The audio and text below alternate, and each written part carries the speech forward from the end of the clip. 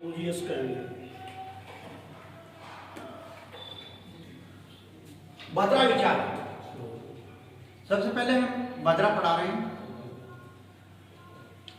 विष्टिकरण पंचांग का महत्वपूर्ण भाग है। विष्टिकरण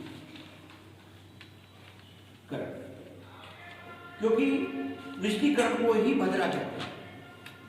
हमारे पुराणों के अनुसार भद्रा सूर्यदेव की पुत्री का नाम है, यानी कि शनि महाराज की बहन है। जिस तरीके से शनि महाराज कड़क हैं, उसी तरह भद्रा भी स्वभाव जो है कड़क है। इसलिए ब्रह्मा जी ने इनको विष्टिकरण में स्थान दिया। भद्रा 3 प्रकार की होती है। यदि चंद्रमा कर्क, सिंह, कुंभ और मीन राशि में हो तो भद्रा भूलोक की होती है, पृथ्वी होती है। यदि चंद्रमा में वर्क, मिथुन और वृश्चिक राशि में हो तो भद्रा सर्वलोक की होती है। और जब चंद्रमा 6, 7, 9 और 10 राशियों में हो तो पाताल लोक की हो। क्योंकि सर्वलोक और पाताल लोक की ये भद्रा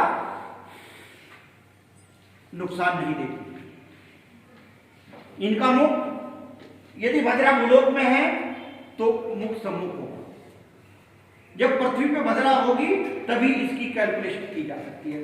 ये मान्यता हटा दें कि भद्रा पर कब कब विचार करें। भद्रा पर यदि भूलोक पर है तभी विचार करना चाहिए। सर्वलोक की भद्रा और पाताल लोक की भद्रा शुभ होती है, क्योंकि उससे हमें कोई लेना देना ही नहीं है। हमें तो पृथ्वी लोक की भद्रा से। जो भद्रा के लिए सबसे महत्वपूर्ण है उसका मुख और पूंछ ज्ञात करना। इसके लिए मुख और पूंछ ज्ञात करने के लिए विष्टिकरण का जितना भी समय है, यानी कि पूरी भद्रा के 4 भाग कर लेते हैं। कितने भाग कर लेते हैं? यह आपको बतलाई दिया है। शुक्ल पक्ष में 4 और कृष्ण पक्ष में 4 बार विष्टिकरण आता है, यानी कि भद्रा आती है। एक मास में कितनी बार आती है? 8 बार। यदि शुक्ल पक्ष की चतुर्थी और कृष्ण पक्ष की चतुर्दशी हो, अब हमें इनके मुख की और पूंछ की गणना करनी है।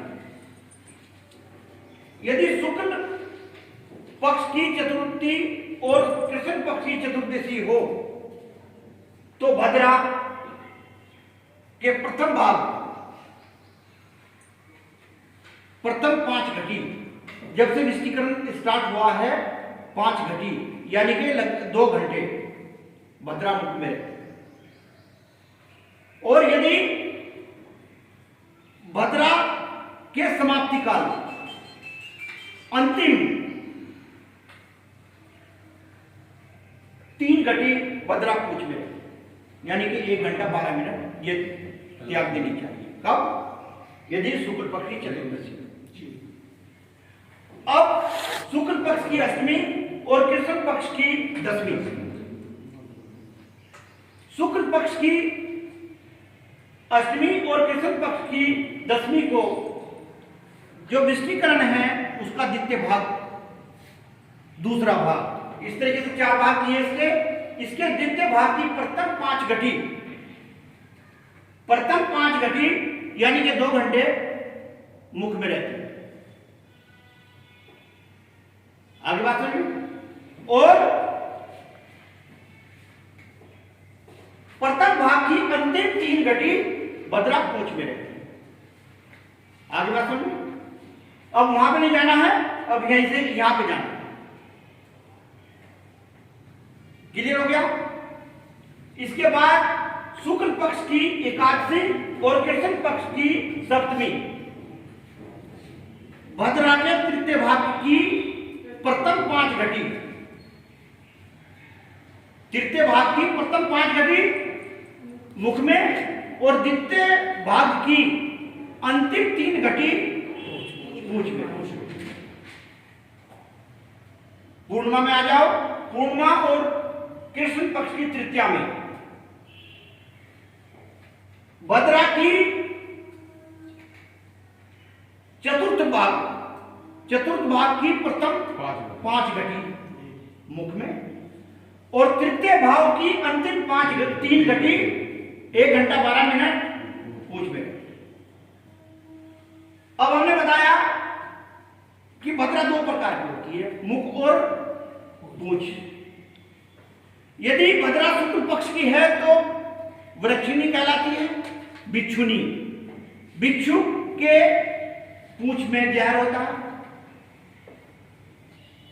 और सरपनी कृष्ण पक्ष की जो होती है वो सरपनी कहलाती है, उसके मुख में। जब हम पूंछ की और मुख की गणना कर लेंगे, आप बड़े आराम से देख सकते हैं कि कौन सी त्यागनी चाहिए और कौन सी नहीं त्यागनी चाहिए। कुछ पूछना चाहते हैं तो पूछ सकते हैं।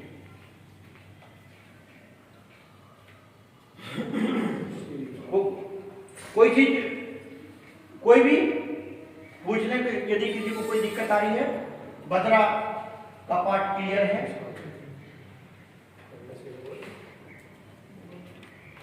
कृष्ण पक्ष